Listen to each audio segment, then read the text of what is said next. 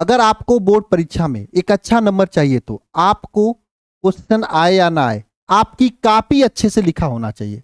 आपको कोई भी प्रश्न आया ना आए, लेकिन अगर आपने कॉपी अच्छे से लिखा है ना तो नंबर आपको बढ़िया मिलेगा, क्योंकि पूरी साल की मेहनत इसी कॉपी में कैद होती है। और यही कॉपी अगर अच्छा से लिख जाए, चाहे आप नकल मार के लिखें चाहे कैसे भी लिखे हो, एग्जामिनर आपको नंबर पूरा देगा। और आज के इस वीडियो में हम आपको बताएंगे कि टॉपर अगर आपको बनना है तो कॉपी सही तरीके से कैसे लिखना है। और ये चीज आपको अभी से जान लेना जरूरी है, क्योंकि अगर अभी से आप जानोगे तो उन चीजों को प्रैक्टिस करोगे। अगर आप प्रैक्टिस करोगे तो एग्जाम आते आते आपकी भी तैयारी इस तरीके से हो जाएगी कि जब रिजल्ट आएगा तो इन सभी बच्चों की तरह आपका भी रिजल्ट टॉपर लिस्ट में होगा और आपको भी इन सभी की तरह सम्मानित किया जा रहा होगा।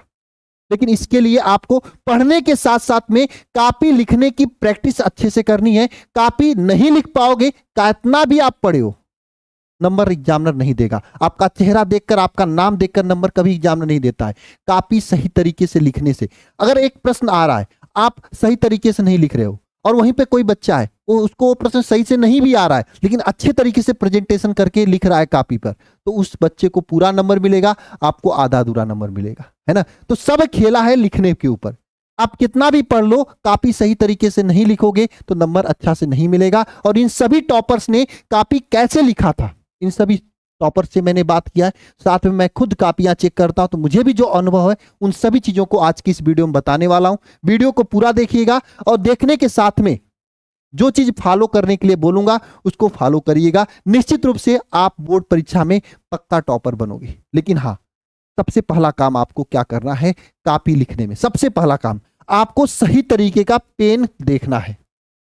देखो, वैसे तो प्यारे बच्चे सब लोग कॉपियां लिखते हैं और कोई भी पेन उठा के ले जाते हैं, कॉपी लिखने शुरू कर देते हैं बोर्ड परीक्षा का। ऐसे नहीं होता है। कॉपी लिखने के लिए आपको सही पेन होना चाहिए। 1000 कंपनी बनाती है पेन, लेकिन उसमें से एक पेन ऐसा होगा जो कि आपकी अंगुली में बैठता होगा, अच्छे से आपकी राइटिंग बनती होगी। सही सी बताना कमेंट बॉक्स में, ऐसा एक पेन होगा आपके पास भी, चाहे वो पेन 2 रुपया वाला हो, चाहे वो 5 रुपया वाला हो, चाहे 10 रुपया वाला हो, है ना। उसी पेन को आपको चूज करना है एग्जाम में कॉपी लिखने के लिए। और अगर अभी तक आपने अपना जो पेन अच्छे से आपके हाथ में बैठता है नहीं पता है आपको, तो आप सब कंपनी का पेन ले लो, एक दुकान पे जाके 2-4 लाइन लिख के चेक करो कि कौन सा पेन आपके हाथ में अच्छे से बैठ रहा है, उस पेन को लो। और पेन कैसा लेना है, 2 पेन लेना है, एक तो ब्लैक पेन लेना है, एक ब्लू पेन लेना है। और ये अभी से आप ले लो, क्योंकि एग्जाम टाइम में क्या होता है, पेन खोजने जाओगे उसमें क्या होता है, पेन न्यू होता है जब ना, तो लिखने में उतना अच्छा नहीं चलता है, कस चलता है, स्पीड नहीं बनता है। इसलिए पेन अभी से लेकर आधा आता, जैसे पूरा स्याही भरी होती है उसमें से आधा स्याही लिख कर रख लो एग्जाम के टाइम में लिखने के लिए। पता है, हम पहले कभी एग्जाम देने जाते थे ना, पेन को मां सरस्वती के कदमों में चढ़ाया जाता था। मतलब हम चढ़ाते थे कि हाँ आज रात भर पेन को चढ़ाए हैं, तो सुबह जाके एग्जाम में लिखने जाते थे। अब मां सरस्वती की कृपा मेरे पास हमेशा रही है।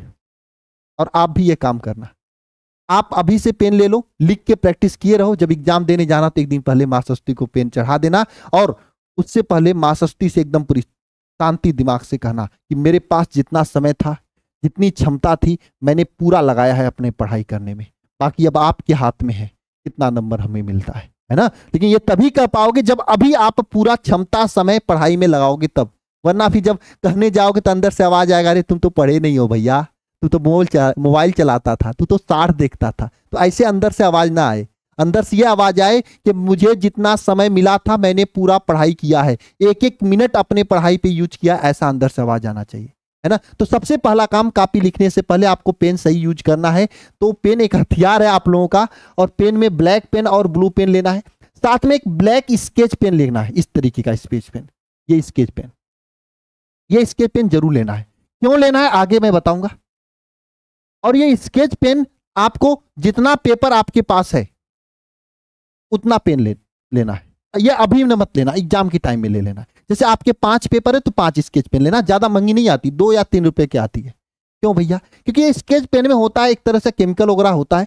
एक बार स्केच पेन खुल जाता है ना, उसके बाद वो हल्का मतलब चलता है ठीक, आपको देखने से पता नहीं चलेगा, लेकिन उसकी शाइनिंग कम हो जाती है ना, और थोड़ा मोटी चलने लगती है। इसलिए 5 पेपर 5 स्केच पेन लेना, ठीक है। ये आपके लिए मैं एडवांस में एडवाइस देना चाहता हूं। और लिख कर पहले से थोड़ा प्रैक्टिस कर लेना है।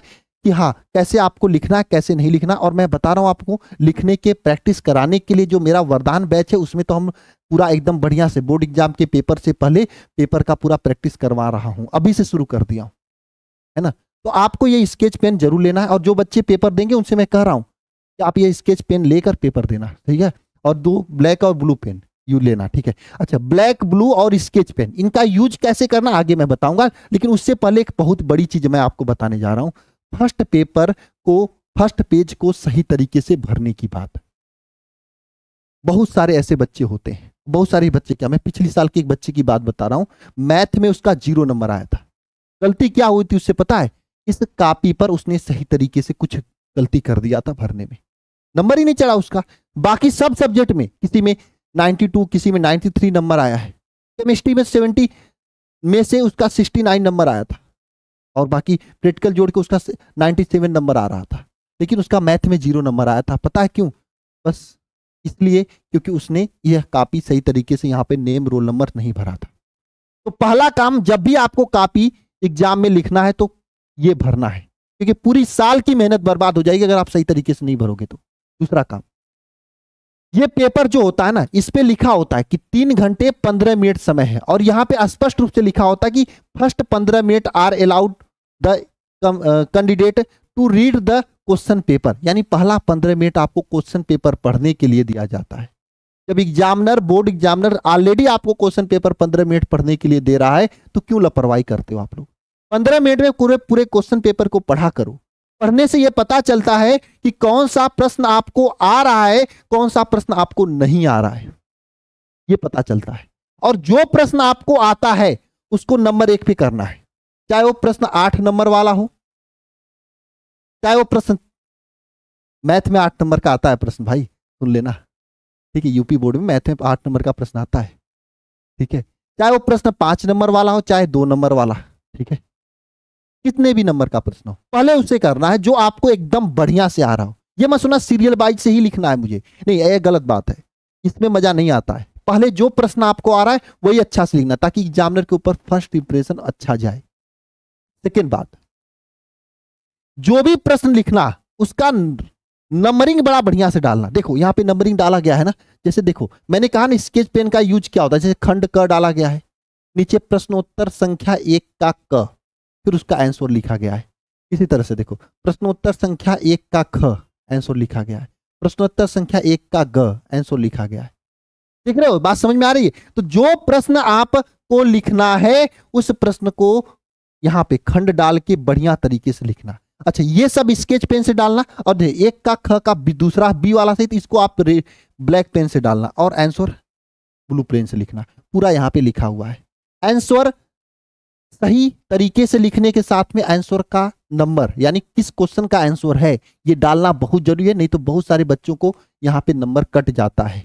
तो आप भले ही क्वेश्चन कोई भी पहले करो जो आपको आ रहा है, लेकिन उसका आंसर आपको पहले लिख, उसका क्वेश्चन का नंबर आपको सही तरीके से स्केच द्वारा इस तरीके से लिखना है। आप लोग समझ गए होंगे, ठीक है। नेक्स्ट बात आती है भैया, कोई प्रश्न ना आए या आधा आए तो क्या करना है। देखो, अगर कोई प्रश्न आपको आधा आता है तो बोर्ड में स्टेप मार्किंग होता है। तो सबसे पहला काम क्या करना है, जो प्रश्न आपको पूरा आ रहा है उसको लिखना है, फिर उसके बाद जो प्रश्न आपको आधा है उसको लिखना है। क्योंकि कैसे लिखना है, जो प्रश्न जितना आए उतना आपको लिखना है, आधा आ रहा तो आधा लिखना, क्योंकि बोर्ड में स्टेप मार्किंग होता है और नंबर मिलेगा जितना लिखोगे उतना, ठीक है। तो जितना आता है प्रश्न उतना पहले लिखना है, जो ना आए उसको बना के भी लिख सकते हो, यानी ये बात आपको ध्यान रखना है। बाकी जो प्रश्न ना आए उसको कैसे लिखना है इसके बारे में आगे मैं बताऊंगा, ठीक है।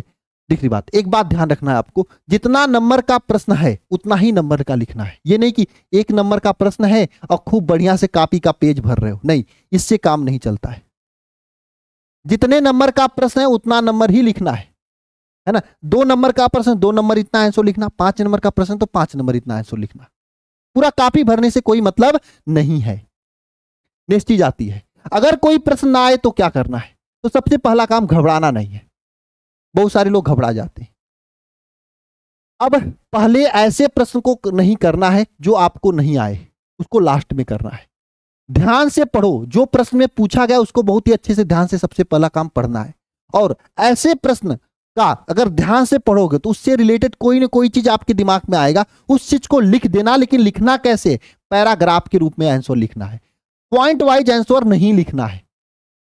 और लास्ट में शुरू और अंतिम में बस सही लिखना, बीच में कुछ भी भर देना, नंबर एग्जामिनर देगा, क्योंकि एग्जामिनर के पास लाखों कापियां होती है, वो शुरू और अंतिम का ही पढ़ता है। अगर आपका 5 नंबर का प्रश्न है, अगर छोड़ दोगे तो 0 नंबर मिलेगा, लिखोगे तो 2 नंबर या 3 नंबर तो एग्जामिनर रहम खा के दे ही देगा आपको, है ना, थोड़ा सा भी सही होगा तो। इसलिए एग्जाम में कोई भी प्रश्न छोड़कर नहीं आना है, जो आना है लिख कर आना है और तरीके से लिखना है, जो कि मैंने आपको बता दिया।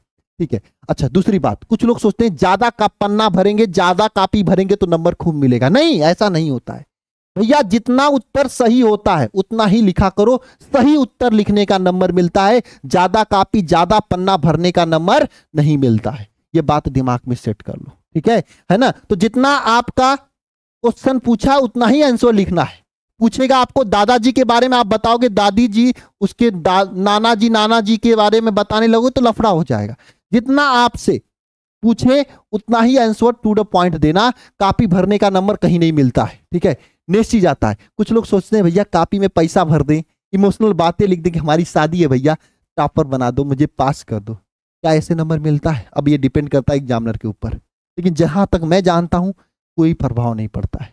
आप ये पैसे रख लो, मेहनत पे भरोसा करो, जितना मेहनत करके कापी में लिख दोगे उसी का नंबर मिलेगा। पैसे रखने से और इमोशनल बातें भरने से नंबर नहीं मिलता है। हो सकता है किसी एकाक लोगों को मिल गया हो, आपके जानने में किसी को, वो बात अपनी जगह है, एग्जामिनर के ऊपर डिपेंड करता है, लेकिन 95% लोगों को नहीं मिलता है। तो इन सभी चीजों के चक्कर में ना पढ़ो, आप पढ़ाई के चक्कर में पढ़ो। एक चीज बहुत महत्वपूर्ण है जो कि बच्चे पूछते हैं, क्या राइटिंग सही नहीं होने पे नंबर कटता है? बिल्कुल हाँ, कटता है।